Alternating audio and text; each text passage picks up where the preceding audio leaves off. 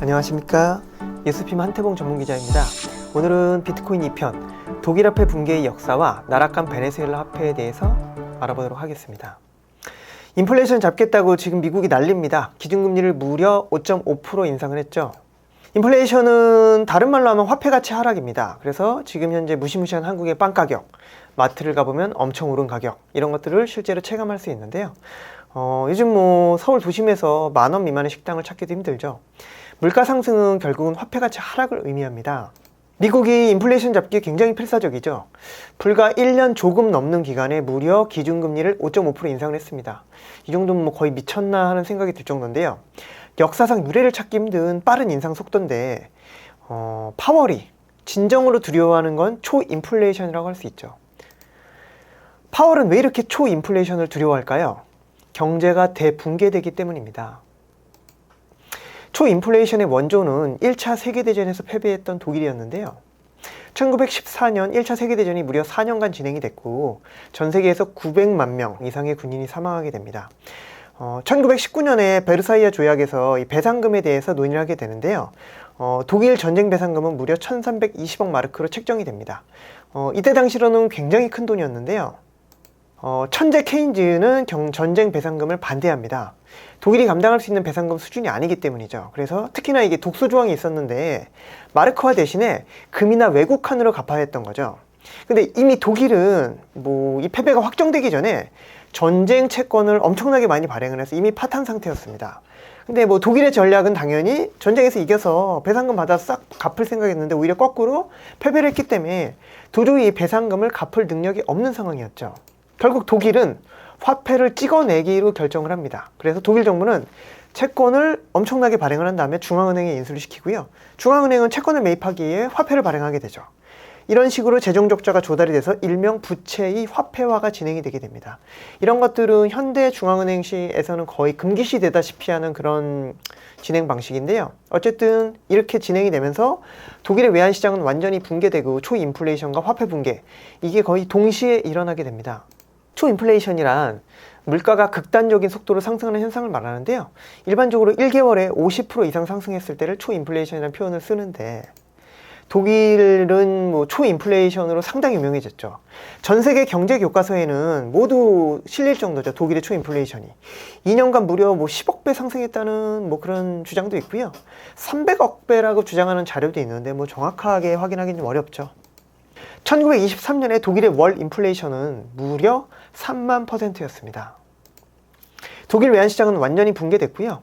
1921년 상반기에 1달러당 90마르크였던 환율은 1921년 11월에 1달러당 330마르크로 급등합니다.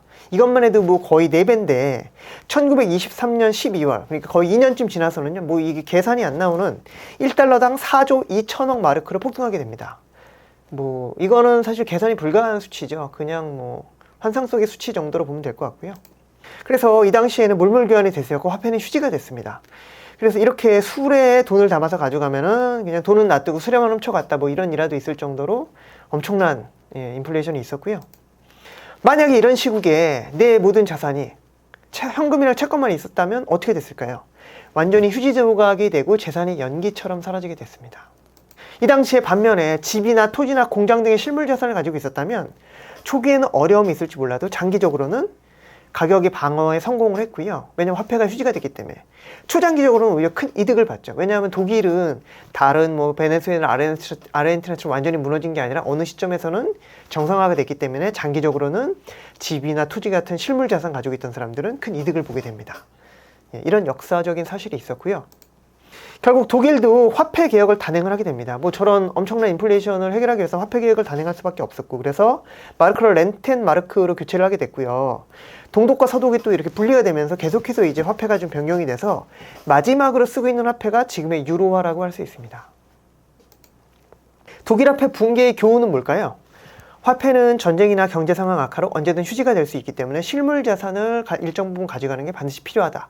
이런 교훈을 얻게 됐고, 또 다른 교훈은 불가피하게 전쟁을 해야 된다면, 전쟁은 안 하는 게 가장 좋지만 불가피하게 전쟁을 해야 된다면 반드시 이겨야 된다. 패배하면 전쟁 배상금이 어마어마하기 때문이죠. 이런 두 가지 교훈을 남기게 됐고요. 그런데 이거는 굉장히 이제 과거의 얘기잖아요. 1921년이니까. 근데 현대에도 과연 초인플레이션이 가능한 걸까요? 이런 이제 궁금증이 생기게 되는데 당연히 가능합니다. 최근 사례로 베네수엘라 사례를 살펴보겠는데요. 베네수엘라는 무리한 복지 정책으로 붕괴된 그런 대표적인 국가 중에 하나죠. 자원의 저주란 자원이 풍부한 국가일수록 경제 성장이 둔화되고 국민 삶의 질이 낮아지는 현상이 나타나는 걸 의미하는데요. 베네수엘라는 사실 원유 매장량이 거의 세계 1위죠. 그래서 유가 호황기에 무리한 복지 정책을 진행을 했는데 거의 대통령을 4번이나 한 차베스 대통령 당시에는 유가가 호황이었기 때문에 무상주택, 무상교육, 무상의료 시리즈로 굉장히 인기가 있었지만 별 문제가 없었습니다. 왜냐하면 유가가 상승하는 시기였기 때문이죠. 하지만 차베스 대통령 이후에 대통령으로 당선된 마두로 대통령은 유가 하락 기간에 그 옛날에 있던 복지를 유지했기 때문에 거의 독박을 쓰게 되죠. 그래서 베네수엘라 경제가 굉장히 어려워집니다. 이게 이제 그 IMF에서 2023년 4월에 발표한 데이터인데 경제 성장률을 보면 2016년에서 2020년까지 뭐 5년 연속으로 마이너스 17%, 15%, 19%, 27%, 30%. 뭐 거의 정말 일어나기 어려운 수준의 마이너스 경제 성장률 연속으로 보이게 되고요. 뭐 실업률도 2018년에 36%를 찍고 나서는 아예 데이터가 없는, GDP 대비 정부 부채 비율도 뭐 최고 2020년에 328%까지 찍는 정말 최악의 그런 경제 지표를 보여주게 되는데요. 베네수엘라는 인플레이션으로 인해 2번의 화폐 개혁을 하게 됩니다. 인플레이션만 따로 살펴보면요. 2018년 인플레이션이 무려 65,374%, 2019년 19,906%, 2020년에 이게 많이 내려와서 2,355%. 수치가 일단 뭐 말이 안 되고 그냥 이게 숫자상의 수치지 뭔가 정상적이지가 않은 거죠. 그런 상황이고, 이걸 다시 한번 정리를 하면 워낙 미친 인플레이션이기 때문에 2018년 물가가 653배 폭등한 거니까 10,000원이었던 햄버거가 1년 만에 653만 원이 된 꼴이고, 이 653만 원에서 다시 2019년에 199배가 폭등을 했기 때문에 사실 뭐 계산이 안 되는 수준인 거죠. 그래서 화폐 개혁을 하는 이유는 일부 은행 예금 동결시켜 정부가 자금을 확보하기 위한 목적이 크고 화폐 위기 시에 단행을 하는데, 이 경우에 이제 디노미네이션을 같이 해야 되는 거죠. 디노미네이션을 같이 해야 되는데 왜 하냐면은 이렇게 너무나 큰 폭으로 물가가 올랐기 때문에 화폐 단위 절하를 해서 화폐 표기 숫자가 커진 거를 이제 좀 상식적인 수준으로 다시 좀 이렇게 정리하기 위한 그런 목적인데요. 그래서 2018년 8월에 1차 화폐 개혁을 전격적으로 단행하게 됩니다. 이 당시 구화폐와 신화폐의 교환 조건은 무려 무시무시하게도요 10만 대 1이었습니다. 이렇게 어마어마하게 화폐 그 교환 조건이 무리하게 이제 컸는데도 불구하고 이 화폐 개혁은 실패하게 됩니다. 화폐 개혁이 실패했다는 얘기는 인플레이션이 안 잡혔다는 얘기고요. 그래서 2019년에는 어차피 화폐 개혁해도 안 됐기 때문에 물물 교환의 대세라서 돈 대신에 그냥 물건끼리 교환하는 일이 비일비재하게 일어났고요. 그래서 어쩔 수 없이 2021년 10월에 2차 화폐 개혁을 단행합니다. 이 당시 2차 화폐 개혁 때는 구화폐, 신화폐 교환 조건이 무려 100만 대 1이었습니다. 근데 이 두 번째 화폐 개혁도 실패하게 됩니다. 그래서 이번에도 인플레이션이 안 잡힌 거죠. 그래서 2023년 현재는 지금 베네수엘라는 물건 구매를 자국 화폐로 안 하고 달러로 하고 있습니다. 그래서 달러로 물건 구매를 하고 있다. 이렇게 이해하면 될 것 같고요. 베네수엘라는 이 당시 암호화폐인 페트로도 발행을 했었는데 정부가 주도하는 암호화폐 프로젝트는 결국 다 망하게 돼 있죠. 그래서 페트로 암호화폐도 망하는 중입니다. 그래서 베네수엘라 서민들의 실제 생활은 굉장히 심각하고요. 유엔 식량 계획 등에서 경고에 나섰는데 베네수엘라 국민 3명 중 1명이 식량 불안을 겪고 있다. 스스로 생계를 해결하는 아동이 거의 100만 명에 육박한다는 보고서도 있고요. 베네수엘라 인구수는 급감하게 됩니다. 3천만 명이었던 인구수가 지금 2,600만 명 밑으로 떨어졌고요. 이거보다 사실은 더 많은 인구수가 인근 국가로 흩어져서 돈을 버는 중이고 계속 인구수가 감소하고 있다. 이렇게 좀 보고되고 있고요. 베네수엘라는 지금 정치가 굉장히 흔들리고 있는데 과연 이번에 대통령이 바뀌면 좋아질까요? 베네수엘라 정치 구도는 굉장히 복잡합니다. 2018년에 마두로 대통령이 재선이 돼서 현재 대통령직을 유지하고 있는데 부정선거 의혹이 있었기 때문에 야권은 대선에 불복을 하죠. 그래서 야권의 후안 과이도가 4년간 임시 대통령을 했다가 최근에 물러났습니다. 그래서 현재 마두로 대통령이 이제 혼자 대통령 하고 있는 건 맞는데 미국은 베네수엘라 일단 단교를 하게 되죠. 마두로 정권 퇴진 압박을 주기 위해 단교를 하고 미국 정유사가 철수하는 등 강력한 경제 제재도 좀 이렇게 진행을 했었는데 작년에 이제 러시아 우크라이나 전쟁이 발생을 하면서 미국이 이제 다시 베네수엘라랑 관계를 회복해야 될 필요가 생긴 거죠.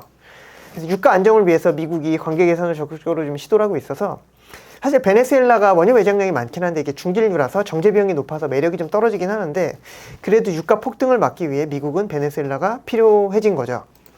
그래서 원유 생산을 다시 일부 허용을 했고요.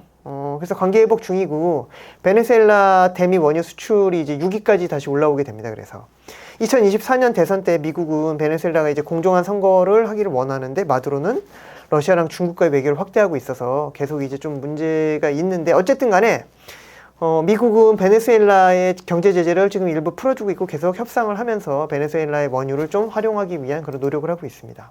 근데 중요한 거는 누가 대통령이 돼도 변하지 않는 게 있죠. 베네수엘라의 경제 회복은 굉장히 어렵습니다. 현실적으로. 그게 이제 변하지 않는 진실이다. 이렇게 볼 수 있을 것 같고요. 그래서 베네수엘라 내부적으로 믿을 건 달러밖에 없죠. 그리고 조금 더 현명한 투자자라면 비트코인도 하나의 대안이 될 수 있겠죠. 베네수엘라 경제기관의 전망은요, 올해 2023년 인플레이션도 거의 300%에서 400% 예상을 하는데요. 뭐 아까 뭐 1000% 뭐 이런 거랑 비교하면은 많이 내려왔긴 하지만 여전히 1년 인플레이션이 300%면 하이퍼 인플레이션이기 때문에 거의 의미 없는 수치인 거죠. 그래서 실제 베네수엘라는 자국 화폐를 쓰지 않습니다, 지금. 달러 사용이 일반화됐고요. 베네수엘라 기업들 중 65%가 종업원 급여로 달러를 지급하고 있습니다. 그래서 자국 화폐 기반인 신용카드 사용은 급감을 했고요. 믿을 건 오직 달러뿐이다. 이게 이제 베네수엘라에서는 이런 식으로 진행이 되고 있다.